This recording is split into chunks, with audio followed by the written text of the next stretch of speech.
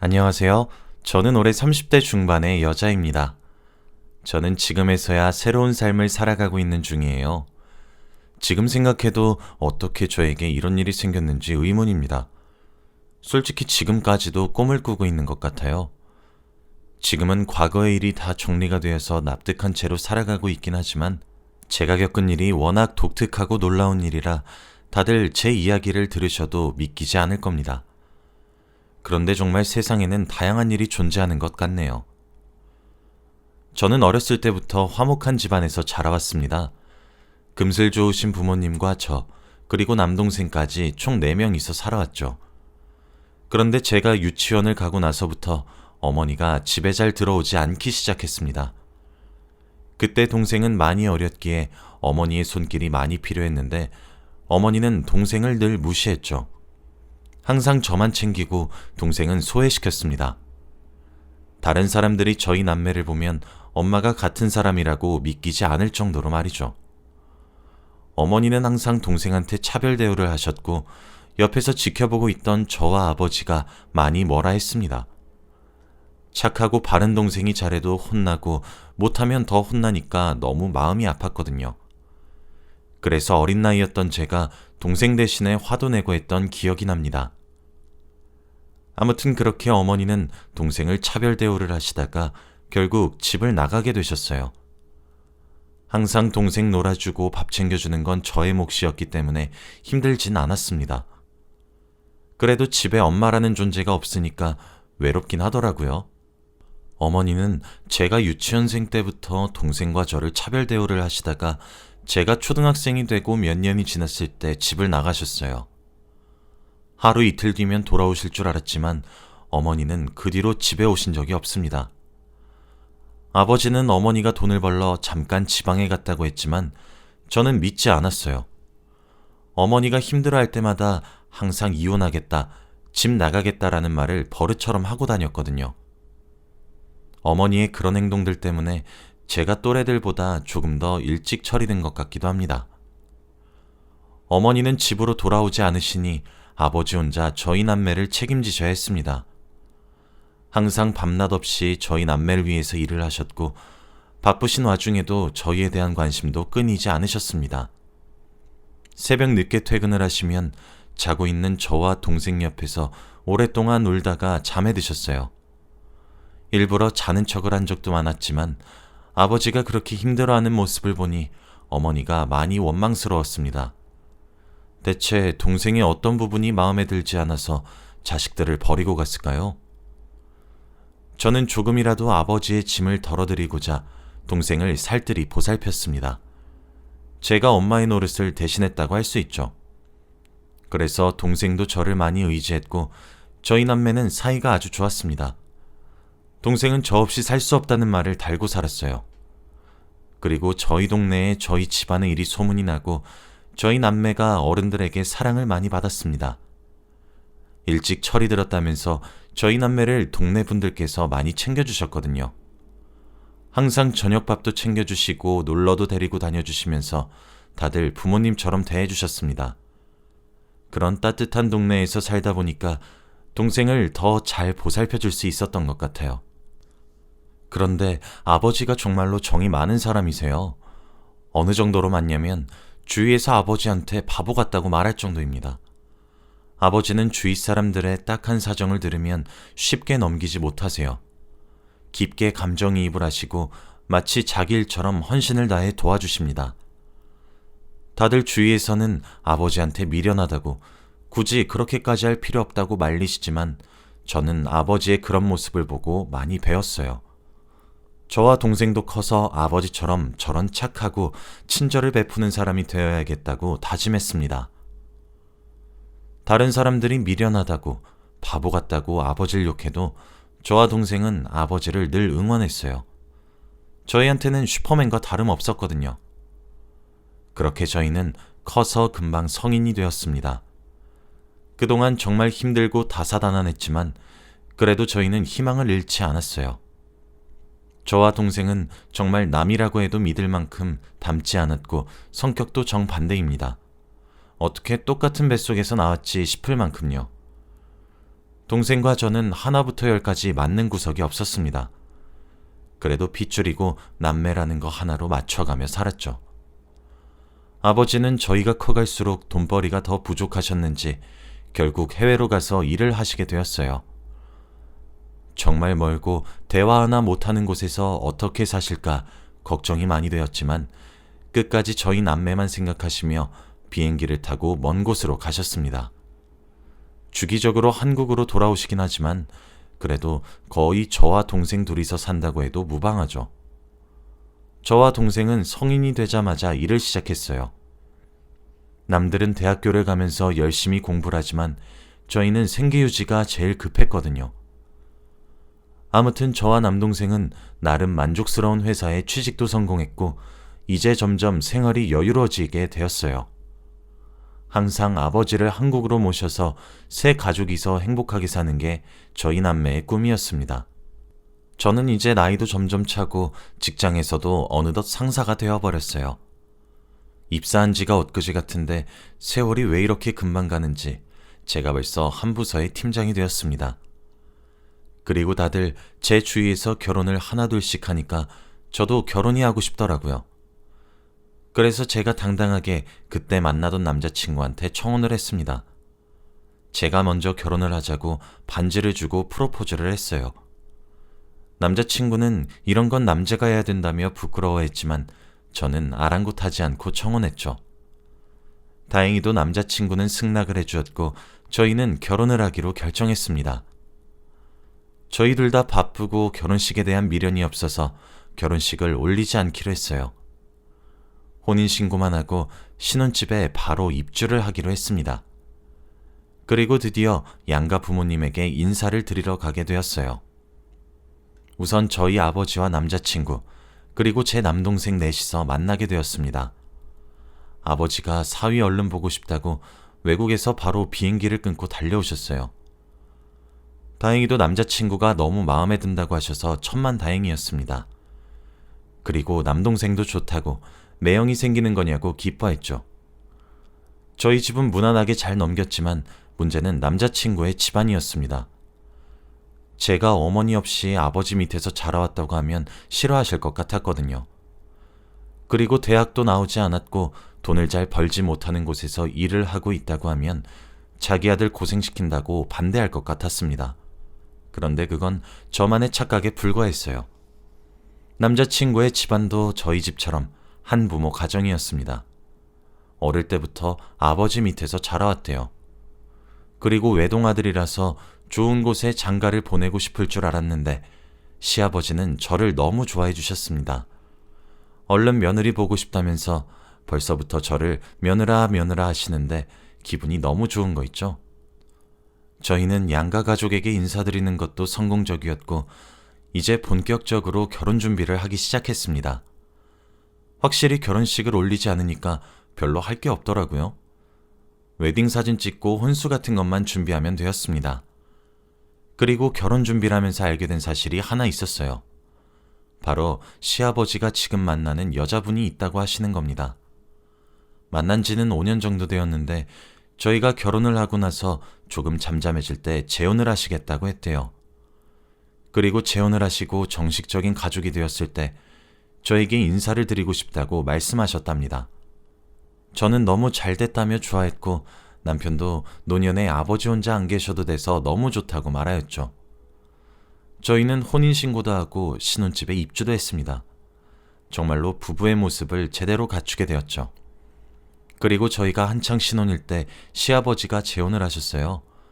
재혼하시는 여성분은 정말 아리따우시고 곱게 생기셨더라고요. 5년 동안 만나셨다는 이야기를 듣고 깜짝 놀랐습니다. 두 분도 결혼식을 올리지 않으셨고 혼인신고만 하셨어요. 집안에 좋은 소식이 배로 들어오니까 너무 좋은 거 있죠. 그리고 얼마 지나지 않아서 정식적으로 소개를 받았습니다. 시어머니라는 말을 입 밖으로 꺼내기가 조금 기분이 묘하긴 하더라고요. 남편도 아직 새어머니와 어색해서 말을 잘 하지 못하는 것처럼 보였습니다. 남편이 낯을 많이 가리거든요. 시어머니의 성격은 정말 활발하시고 말도 재미있게 잘하세요. 그래서 어색한 분위기를 잘 깨주시고 저를 딸처럼 여겨주셨습니다. 시댁에 놀러갈 때마다 저는 공주 대접을 받았고 매번 자기가 다 하겠다며 시어머니가 움직이셨죠. 저도 보고만 있을 순 없으니 항상 시어머니에게 앉아있으라고 티격태격하며 장난을 치곤 했습니다. 아무튼 그렇게 저희 시댁의 분위기는 아주 화목했어요. 오히려 제가 시댁에 가서 오래 있고 싶을 정도였으니까요. 그렇게 결혼 2년차가 되어갔습니다. 이제 점점 신혼의 분위기도 줄어들었고 회사 일로 바쁜 나날들을 보내고 있었죠. 그리고 여전히 시부모님은 저를 딸처럼 대해주십니다. 그런데 이렇게 평화로운 어느 날 저희 집에 충격적인 소식이 들리게 되었어요. 어머니가 조금 이상해지기 시작했거든요. 얼마 전부터 계속 제 남편에게 평소보다 더 살뜰히 대하시기 시작했습니다. 남편은 나이가 30이 넘었고 새어머니가 갑자기 그런 터치를 하니까 조금 당황스러워 보였습니다. 시아버지도 원래 서먹서먹했던 사이였는데 한순간에 과감해지니까 놀라셨죠. 시어머니 빼고 저 포함 3명이서 다 당황스러웠습니다. 그런데 시어머니는 제 남편에게만 그랬어요. 아들, 엄마 보고 싶었지? 아들, 난 세상에서 아들밖에 없어. 원래 시어머니와 남편은 어색한 사이여서 필요하지 않는 말 아니면 잘 안 해요.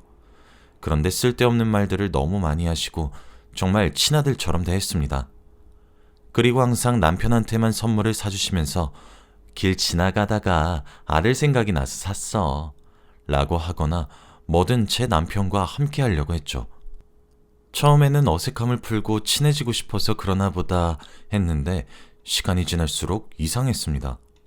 제가 어머니, 제 선물은 없어요? 저 속상해요 라고 애교를 부리며 시어머니한테 말을 해도 항상 무시했어요. 원래 그런 사람이 전혀 아닌데 말이죠. 시아버지도 요즘 따라 시어머니가 이상하다면서 병원에 가야겠다고 하더라고요. 가끔씩 자기한테 누구냐고 물어보기도 하고 건망증이 너무 심해졌다고 하면서 말이죠. 항상 저를 딸처럼 대해주시던 시어머니가 최근 들어 저와 시아버지에게는 전혀 관심이 없고 오로지 남편만 좋아하니까 이상하긴 했습니다. 그리고 저희 4명은 시어머니를 데리고 큰 병원으로 갔어요. 검사가 되는 건 전부 다 했습니다. 시어머니는 검사 과정이 무서우셨는지 남편의 손만 꼭 잡고 있었고 저와 아버지는 투명인간 취급을 했죠. 그리고 얼마 지나지 않아 검사 결과가 나왔습니다. 건강하신 줄 알았던 시어머니의 병명은 바로 치매였습니다. 중간중간 원래의 기억이 돌아오긴 하는데 제정신인 시간이 점점 줄어들고 있다고 해요. 그리고 지금 아들한테 이렇게 살뜰하신 이유가 바로 시어머니의 과거 때문이라고 합니다. 예전에 결혼 초에 남편한테 한번 들은 적이 있었는데 시어머니가 사실 시아버지와 만나기 전에 결혼을 하신 적이 있대요. 그래서 아이를 낳았는데 돈 때문에 보육원에 잠시 맡겨두고 도망쳤다가 돈을 얼추 모으고 아이를 다시 데려가기 위해 보육원에 갔는데 다른 사람이 입양을 했다고 합니다. 결국 지금까지 자신의 자식 소식도 모르고 아무것도 모른대요. 그래서 그때의 기억이 사무쳐서 제 남편을 자신이 낳은 친아들로 본다고 합니다. 저희 셋은 그 자리에서 숙연해졌고 아무 말도 할 수 없었어요. 그동안 시어머니는 남편한테 아들이라고 부르면서 이거 하자 저거 하자 하는데 가슴이 미어지더라고요. 얼마나 힘드셨으면 아직도 기억을 하실까요? 그리고 의사 선생님께서 저희에게 여기서 더 심해지실 테니 하루라도 빨리 추억을 쌓으라고 했습니다. 저희는 병실에 나왔고 정말 오랜 고민을 했어요. 앞으로는 어떻게 해야 할지 말이죠. 그러다가 결론은 저와 남편이 시어머니의 친아들을 찾아주기로 했습니다. 시어머니는 치매셨지만 보육원 이름과 아이의 이름은 다 기억하고 있었어요. 항상 남편의 이름 말고 자기 아들의 이름을 불렀는데 그게 정말 다 사연이 있는 줄 몰랐습니다. 아무튼 시어머니가 말씀해주신 보육원으로 가게 되었어요. 그런데 그 보육원은 제 고향에 있는 곳이더라고요. 어렸을 때 잠깐 살았던 곳이었습니다. 저희가 어렸을 때 이곳을 떠나 다른 곳으로 이사를 갔지만 저는 조금이나마 기억해요. 그리고 동네에 보육원이 있다는 걸 말로만 들었는데 우연히 그 보육원이 시어머니가 말씀하신 곳이었더라고요. 아무튼 저와 남편은 보육원에 들어가서 원장님을 뵈었습니다. 그리고 원장님은 저를 보자마자 민혁이 누나 아니세요? 라고 하며 제 남동생의 이름을 말하는 겁니다. 저는 너무 놀라서 입을 틀어막고 어떻게 하셨어요? 라고 했죠. 그러면서 원장님은 아이고 왜 몰라요.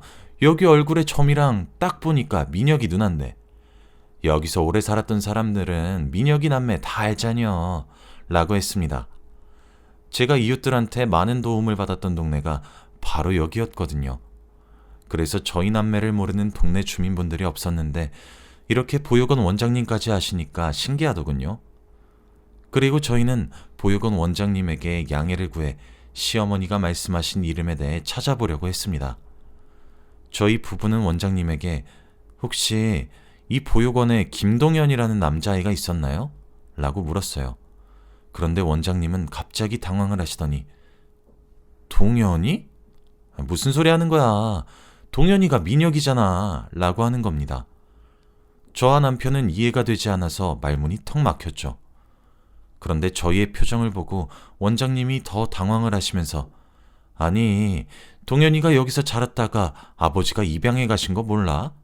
너 그때 아버지 손잡고 동생 생긴다고 좋아하면서 졸래졸래 따라왔잖아. 아, 그땐 너무 어려서 기억이 안 날라나? 라고 했습니다. 저와 남편은 아무 말도 나오지 않았어요. 원장님 말에 의하면 제 남동생이 시어머니가 찾고 있는 자신의 아들인 김동현이라는 아이라는 거잖아요. 저는 보육원을 박차고 나가 주저앉은 채로 심호흡을 했습니다. 그리고 남편이 저를 뒤따라 나와 도와주었어요. 겨우 정신을 차리고 저는 이 모든 일을 다 알고 있을 만한 사람인 아버지한테 전화를 했습니다. 그리고 제가 들었던 내용에 대해서 다 말했어요. 그런데 정말 충격적이었습니다. 보육원 원장님께서 하신 말씀이 다 사실이었거든요. 아버지는 한숨을 쉬시며 그동안 말하지 못해서 미안하다고 하셨습니다. 그리고 정말 제 남동생이 동현이란 아이가 맞대요. 아버지가 정이 너무 많으셔서 보육원에 봉사활동도 자주 갔습니다. 그런데 봉사활동을 하다가 동현이가 눈에 띄었다고 해요. 그때는 동생이 신생아만큼의 갓난아기였는데 너무 마르고 애가 울지도 않았다고 합니다. 그래서 마음이 쓰여서 원장님에게 어떻게 온 애냐고 물었더니 애엄마가 새벽에 버리고 갔대요. 근데 애가 너무 순해서 울지도 않는다고, 그래서 더 안타까웠다고 합니다. 결국 아버지는 막무가내로 집에 동현이를 데리고 왔다고 해요. 어머니는 갑자기 이게 무슨 일이냐고 화를 불같이 냈지만 아버지가 원래 그런 성격인 걸 아니 참으셨다고 하더군요. 그런데 아버지가 하루 종일 일만 하셔서 육아는 오로지 어머니 담당이었으니 두 아이를 감당하기 힘드셨다고 합니다. 그래서 결국 두 분은 이혼을 하셨다고 합니다. 이제서야 모든 퍼즐이 다 맞추어졌어요. 왜 어머니가 동생을 그렇게 싫어하고 막대했는지 납득이 됐습니다. 어머니의 친아들이 아니었기 때문이죠. 그리고 더 놀라운 건 시어머니가 어떻게 동현이의 친엄마인가요? 세상에 이런 우연이 있을 수 있을까요? 저와 남편은 할 말을 잃었고 앞으로 어떻게 해야 할지 감이 잡히지 않았습니다. 그럼 제 남동생이 핏줄로 따지면 시어머니의 아들이니까 그럼 남편과 형제 아닌가요? 갑자기 족보가 꼬이고 이러니까 너무 당황스러웠습니다. 그리고 무엇보다 제일 놀란 건 아버지였죠. 자신이 아들을 버리고 간 여자가 어떻게 사돈일 수 있을까요? 세상의 우연은 정말 대단한 것 같습니다. 그리고 이 사실을 동생한테 어떻게 말을 해야 할지 굉장히 고민이 되었어요. 동생이 혹시라도 아버지한테 배신감을 느끼고 호적에서 빼달라고 하면 어쩌나 고민이 되었거든요. 제가 많은 걱정을 하고 있는데 아버지가 자기가 직접 아들한테 말을 하겠다고 하더라고요. 그래서 아버지한테 맡겼고 저와 남편은 무거운 발걸음으로 시댁에 갔습니다. 그리고 모든 사실을 다 말했어요. 시아버지는 뒷목을 잡고 뒤로 넘어지셨고 시어머니는 멍하니 허공만 바라보고 있었죠. 저희도 이 상황을 말할까 말까 수많은 고민을 했지만 말하는 게 옳다고 결론이 나왔어요. 그리고 이제 정말로 남동생의 답변만 기다려야 했습니다. 시어머니는 제정신이 왔다 갔다 하셔서 잘 기억을 못 하셨고, 시아버지는 하루 종일 누워 계셨죠. 그리고 남동생은 며칠 뒤에 연락이 왔습니다. 그러면서 저에게 누나, 난 평생 누나 동생이야. 그리고 아빠는 평생 우리 아빠고. 난 이렇게 살래. 엄마 없는 채로. 라고 했어요. 그리고 얼마 지나지 않아 남동생이 자신의 친어머니인 시어머니를 뵈러 왔습니다. 그런데 그때는 이미 늦은 건지 시어머니가 전혀 알아보지 못하셨어요. 치매가 너무 심하셨거든요. 남동생은 울지도 않았고 아무런 말도 하지 않았습니다. 저에게 솔직히 모르겠다고 하더라고요. 거의 남처럼 살아와서 엄마라고 안 느껴진대요. 사실 저와 남편이 유전자 검사도 해봤는데 친자가 맞긴 했습니다. 남동생도 자신의 친엄마라는 사실은 머릿속으로는 알지만 마음으로는 받아들이지 못하고 있어요. 엄마라고 부르지도 못하겠다더군요. 결국 이 일은 이렇게 끝났습니다. 동생은 평소와 다를 바 없이 똑같았고 가족들도 바뀐 게 없어요. 다만 시어머니가 치매가 너무 심하셔서 요양원에서 치료를 받고 계십니다. 저희 부부와 시아버지가 자주 방문하시고요. 그리고 저희 남매의 꿈인 아버지를 한국으로 모시고 사는 것도 이제 얼추 성공할 것 같아요. 이 일이 있고 나서 저희 가족은 어색함은 아예 없었고 오히려 사이가 돈독해진 것 같습니다. 정말 이런 일이 제 인생에 일어났다는 게 아직까지도 놀라워요. 여러분도 혹시 이런 적이 있으신가요? 저의 이야기는 여기까지입니다. 들어주셔서 감사합니다.